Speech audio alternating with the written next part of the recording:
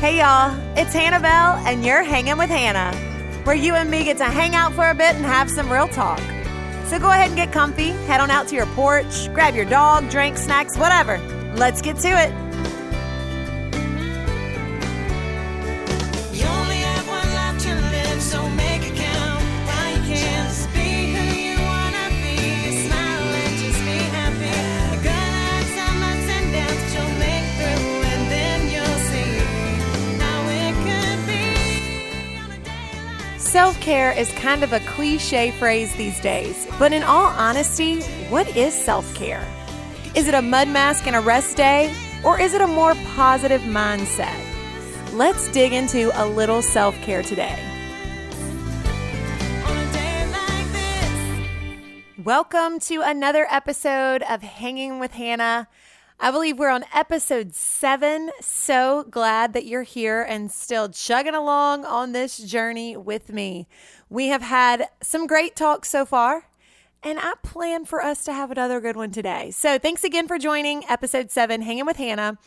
This one I am calling the 12 steps to self-care. And as I said in the intro, self-care is one of those terms that's just thrown out these days. Oh, you need some self-care. Oh, make sure to take care of yourself. Yes, that's very important. We should take care of ourselves. But what exactly is self-care? As a female, my very first thought of self-care is a mud mask, laying in my bathtub, hanging out, listening to some music, maybe a candle lit, a good dose of relaxation.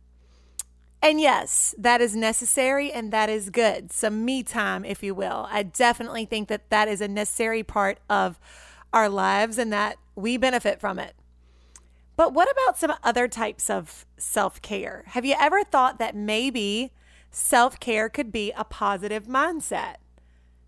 I'm known for my positive mindset. It is what it is. That's why I started a podcast, because with the world we're living in today, we need every dose of positivity that we can get. Some of you might not know, but I work in education. I work with teachers, a lot of administration, and 2 years in a row, my end of the year award has been something to do with positivity. I think my first year it was positivity or positive optimism or something like that, awarded for her positive optimism. And then this year I think it was positivity rules. So I guess positivity just oozes out of me, which I'm kind of like, come on, can I do anything else? But hey, I take it as a compliment. That's not a bad thing. And sometimes self-care might be a little bit of a mindset. So today we're going to be talking about some steps to self-care that's not just soaking in a big old bathtub with a cucumber mask and candles lit. It's the way to think about something. So let's start with, I hate doing a list. I did it last week and I don't want to do a number 1, number 2, number 3. So I'm not going to. It's my podcast. I'll do what I want. So one of the ways that you can indulge in self-care is if something feels wrong, don't do it. Simple as that, right? If something feels like, maybe I shouldn't do this. This feels out of place. This feels weird. I just don't know about all this. Then hey, stop right there. Don't do it.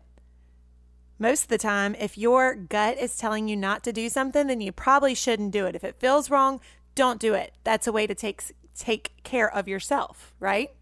I think so. Another way to take care of yourself or to indulge in self-care is to say exactly what you mean. Now, I struggle with this a lot. Communication, it's hard. I love to talk, but sometimes when things get a little difficult, they get a little bit hard. I don't always want to say exactly what I mean. I kind of want to beat around the bush a little bit, maybe not to be so harsh or be so blunt. Maybe I'm trying not to hurt someone's feelings. Who knows? But being able to say what you mean, being able to put into words your feelings, your thoughts, your emotions in your head and spit them out there to the world and get your point across clearly, that's going to help you in the long run. Another way to indulge in self-care is to not be a people pleaser. Oh my gosh, am I preaching to the choir on this one? If you've listened to my podcasts enough, you'll know that I'm just preaching to myself the whole time. So welcome to Hannah's preachy show to herself. She's just trying to get through her thick skull. But don't be a people pleaser. I am a yes person. Oh my gosh, I want people to like me. I want people to love me. What am I talking about? And so I please and please and please, so much so that it will put me in a bind. I overwhelm myself, overwork myself. I just do way too much because I don't want to let down the people around me. But who is that really helping? Is it helping me? No, it's making things worse for me. So I'm not saying that you can't be a people pleaser some of the time, because I'm going to continue to be a people pleaser, but not at the expense of myself and what's best for me. And this one kind of goes back to number one. Oh, I said number one. I said I wasn't going to number them this time, but this goes back to the first thing that I said. If it feels wrong, don't do it. Well, here's another one. Trust your instincts. But that's not just about things that are wrong. Sometimes you might have a good idea. Sometimes you might need to say something to someone. Sometimes you might have an idea that you're like, I probably shouldn't share that.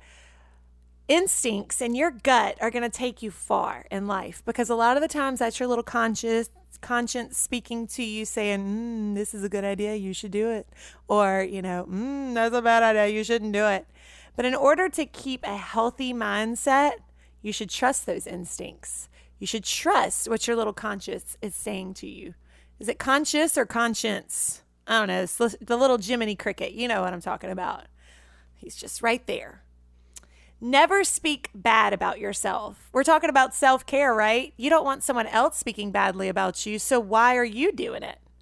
I like to think about old pictures of myself, the little girl that I once was. And when I think about me as an adult and I speak poorly about myself, I remember that I'm talking about her too. The little girl in those pictures who was naive and innocent and didn't know any better and loved life and loved people. And so when I talk badly about who I am today, well, then I'm also talking badly about her and who she is and who she was.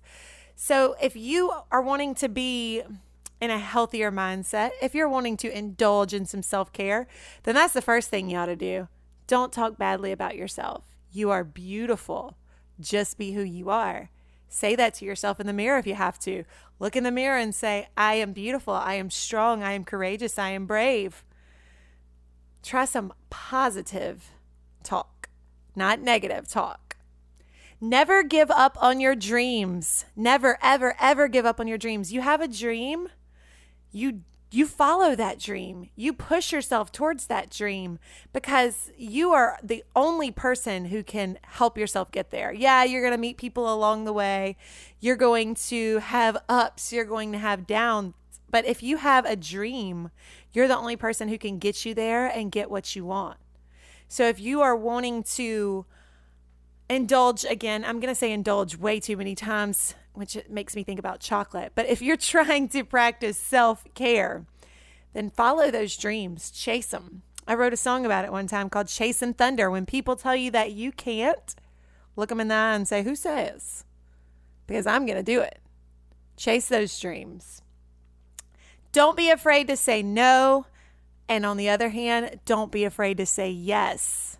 Again, this kind of ties into people pleasing, but it's okay to say no. I've had to learn this lesson the hard way because I, like I said earlier, I am a yes person. Yes, yes, yes, I can do it. I can do it. I'll do it. I'll do it. I'll be there. Yes, I can help you with this. Yes, I'll do that project. Yes, I can make it at that time, when I was like running like a hamster. And it's can be exhausting. But on the flip side, don't be afraid to say no. Sometimes saying no is a good thing. Maybe you're not at your best self. Maybe you're not where you need to be. And you saying yes to something at that time will only hurt someone else. Say no. Say no when someone asks you to do something that you don't want to do. Say no. Teenage girls, if you're not ready to go that far, and you know what I'm talking about, guess what? say no. No is one of those words. It's one of those 2-letter words that can be so powerful in a positive and a negative way. I like to think of it in a positive way because yes, no is one of those words that cuts you down. No, you can't do this. No, you can't do that. But it's also one of those words that can uplift you and empower you by saying no. So don't be afraid to say no. Think about the situations. Is it a no or is it a yes? Don't be afraid to say either of them because it's up to you. It's your choice. Be kind to yourself. Always be kind to yourself and let go of what you can't control. That's going to be another podcast episode, things that I can control and things that I cannot control. That's coming up later on. I don't know yet when, but I'm going to focus on that. But there are so many things in life that we can't control, and there are so many things in life that we can control. Those things that you can't control, let them go. Let it go because it's only weighing you down. It's only holding you back. So I want you to think about, what are things that I can't control? Other people's actions? That's a number one thing. And again, we're going to get deeper into this in another podcast episode. But just on the surface level right now, I want you to think about the things that you can't control. Maybe make a list. What are some things that I can't control that are really affecting me? I got to let them go. Cross them off your list. Let them go. Get them out of here. We don't need that in our lives. Stay away from the drama and the negativity. If you surround yourself with drama, if you live on drama, if you surround yourself with people who are negative, then guess what's going to happen to you? You're going to be negative too. When you surround yourself with drama, when you surround yourself with negativity, you're going to eat it all up. And guess what you're going to put out? Drama and negativity. Surround yourself with positive people, people who are kind, people who are humble, people who are always looking out for you, but they're smart enough to know what's good for them as well. Let go of that drama. Let go of that negativity.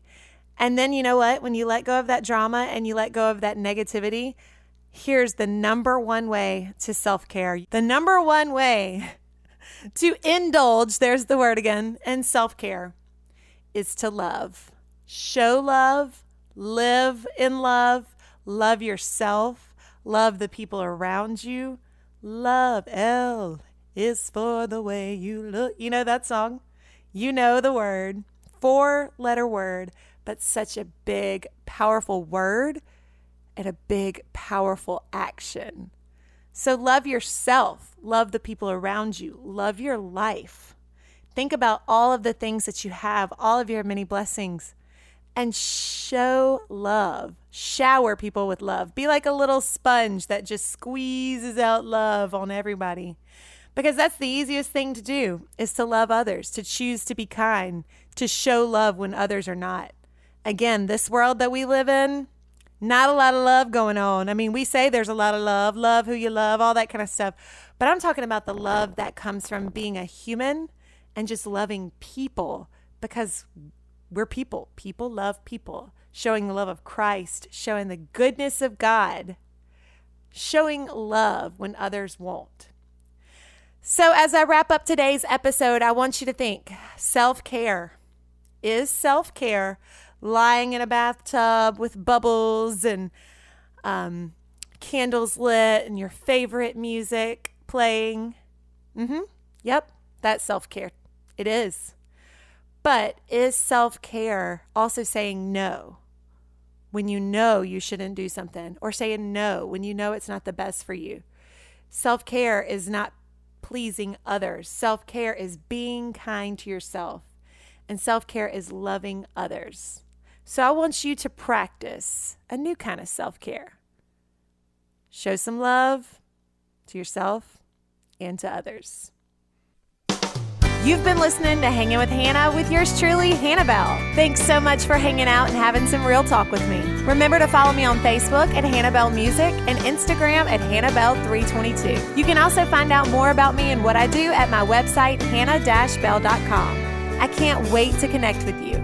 Hey, and don't forget, you can watch on YouTube now. Just search for Hannibal Music to watch the podcast live on YouTube. Tune in next time where our focus topic is growing up.